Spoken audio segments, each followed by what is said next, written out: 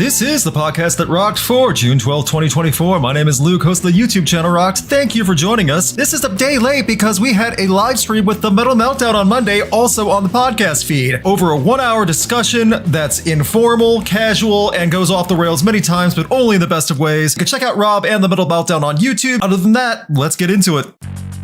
In the ever-growing list of bands versus Ronnie Radke, it's this time Ronnie Radke drawing the flag against another band. Hardcore band Scowl have been in the news updates quite a bit over the past 12 months due to their dropping off of many festival lineups that they were included on. This started happening earlier in this year with the DWP festivals that were sponsored by the US military, who they are actively against in their recruiting methods. Scowl made many statements over this saying they want no part of it. Other groups dropped off those festivals as well, and life went on. It was this past week that Scowl also dropped off of Download Festival in the UK due to Barclays Bank sponsorship for Download Festival, as well as Barclays' connection to Israel and the Israeli genocide listed as by Scowl, ending with the statement "Free Palestine," that coming from Scowl. Other bands also joining in the cause for that, and there are many different groups, mainly in the hardcore scene, showing pronouns for Palestine and many other slogans and hashtags. This has gained the ire of one Ronald the Clown Radke for different reasons, but he jumped on TikTok and other social media to point out why he is leaving the scene, as he said, him and Falling Reverse saying they've outgrown the scene and are too big for it, and because he hates all the posers and fakes and frauds in hardcore, metalcore, etc. Instead of quoting the man, I'll just play the audio right now. What's up? Remember that video I made about how I'm leaving the scene because a bunch of you guys,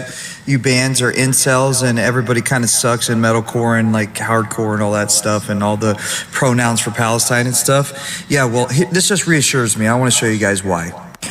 Free Palestine. We will not be playing Download Fest this year due to Barclays Bank sponsorship. Remember I said sponsorship of the event at Barclays' connection to Israel and the genocide of Israel, blah, blah, blah, blah, blah, right? Damn, dude, you guys are so punk and like real people, right? Yeah, real people. Meanwhile, you're doing Taco Bell commercials for the Super Bowl. This is why I hate your scene, because you're a bunch of fucking posers, dude. Fuck you, dude. Fuck you. You're not real. You're fucking posers. You fucking, oh my God, you bootlicking shields, dude. Here's another one. Speed. We will no longer be playing Download Festival Friday, June 14th due to the recent news of Barclays sponsorship. Cool, man, but check out these Nikes oh my God, dude.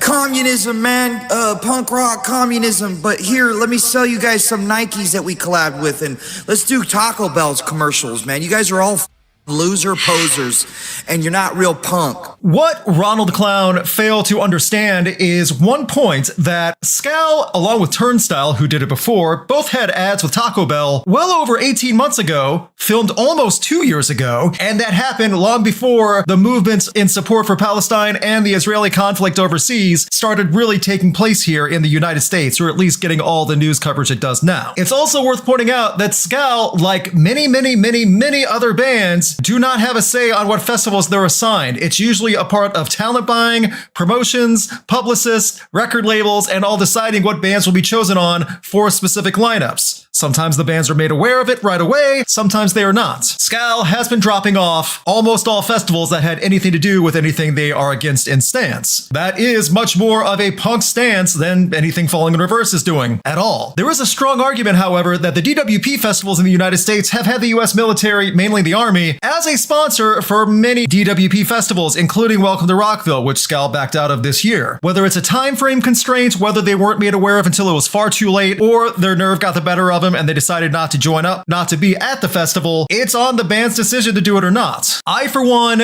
do think it's just Ronnie Radke reacting to things. He's trying to get riled up. He's also trying to call out people that are quote unquote posers for being in commercials, while Ronnie Radke is absolutely doing a lot of different things right now in many different genres. It also can be said that he's a bit aware that he's not getting the best reception within the scene anymore. Therefore, he's going on to other genres and bigger pastures. Falling in Reverse will continue to make money this year. Their tours will do fine. There's no reason he had to go off like this, especially on topics he had nothing to do with, knows very little about, and this man calling anyone a poser is insane. It's beyond pot kettle black. Say what you like about bands such as Scowl. Scowl does not pander, and they definitely don't pander to teenagers. And Ronnie Radke has made a career out of making sure teenagers think he's cool. Can't wait for those teenagers to grow up and realize, wow, they were duped.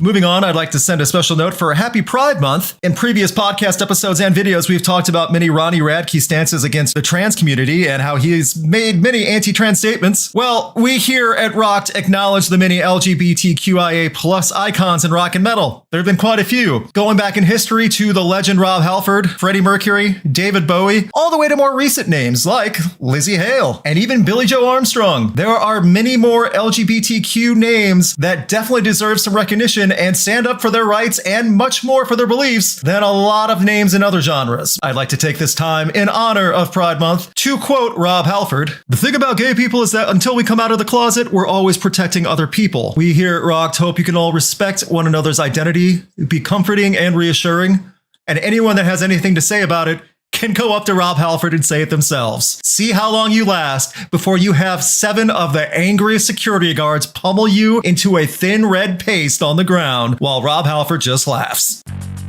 In festival news, today the Riot Fest 2024 lineup was released with a new venue, this time being at SeatGeek Stadium, formerly where Chicago Open Air was held. This is not just a festival stadium performance, but rather they will be making an entire festival grounds out of it all with a choose-your-own-adventure experience. What does that mean? Well, I'll explain in a second. First of all, Riot Fest will be headlined by the returning Slayer for the exclusive Midwest performance. This will be Slayer's true return since retirement. Also featuring Beck, Fall Out Boy, Rob Zombie, St. Vincent, The Offspring performing Smash in entirety, Sum 41 in their final Chicago performance, Sublime, Lamb of God, Mastodon, The Hives, Clutch, Health, and many, many, many, many more. It's so much more that it's kind of hard to read the festival lineup poster, which is some wild artwork, and I get why they did it. But it also has a big thing with the Punk and Drublic tour. NoFX will be performing all 3 days along with Punk friends, The Descendants, Circle Jerks, Pennywise, The Lawrence Arms, Face to Face, and many more. All that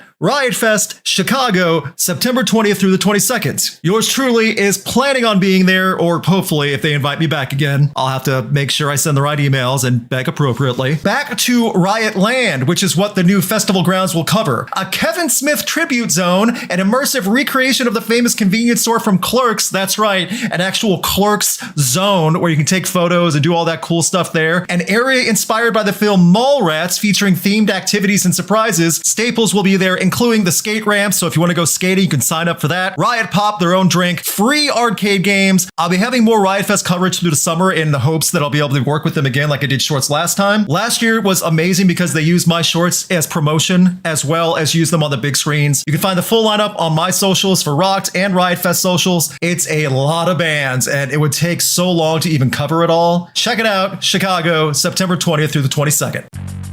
In statistic and research news, I like doing these every now and then. Loudwire posted a published study by Merchoid who determined the top 10 dad rock bands. According to the research based on multiple criteria, we go from number 10, Limp Bizkit, Bon Jovi, Coldplay, Guns N' Roses, Linkin Park, Nirvana, Red Hot Chili Peppers, Blink-182, and Van Halen tied for the number 2 spot, and number 1, the biggest dad rock band of all, Nickelback. This is definitely a 90s-centric list, mostly, and I have to say, butt rock really reigns supreme for a lot of dads. Judas Priest have announced a second leg of their tour with Sabaton that will be going throughout the US as the band continues to support their latest album, Invincible Shield, which is really good. The tour starts September 13th in Canada and ends October 26th in Irving, Texas. You can check out more info on Judas Priest's site. Myles Kennedy also announced a new tour with the support of his announced third solo album, The Art of Letting Go. The new single, Say What You Will, is posted now. You can check out the new song, album info, and the tour on rock.net. The tour in the United States starts in Joliet, Illinois, Friday, January 17th at the beginning of 2025, and then goes all the way through February 2025 through Washington. Myles Kennedy also doing overseas tours starting in Germany, October 27th, and then going all the way to December 6th in Belfast, Ireland. Myles Kennedy will be an extremely busy man for the rest of this year and going into the next. That'll be all for this week's The Podcast That Rock. Big thanks to my patrons and YouTube members. Special thanks to Chris Doman, Brandon Bruce, Mars Hunter, and Dom Noble. You can get early access and more perks by supporting Rocked on Patreon and through a YouTube membership. Just $2 a month goes a massive way to help the channel, and you get perks out of it, like getting to see stuff early. Thank you again for your patience on this delayed podcast by a day. Hopefully you're all doing well. Thank you again. Happy Pride Month. And remember, just because Ronnie Radke's talking doesn't mean he knows what he's talking about.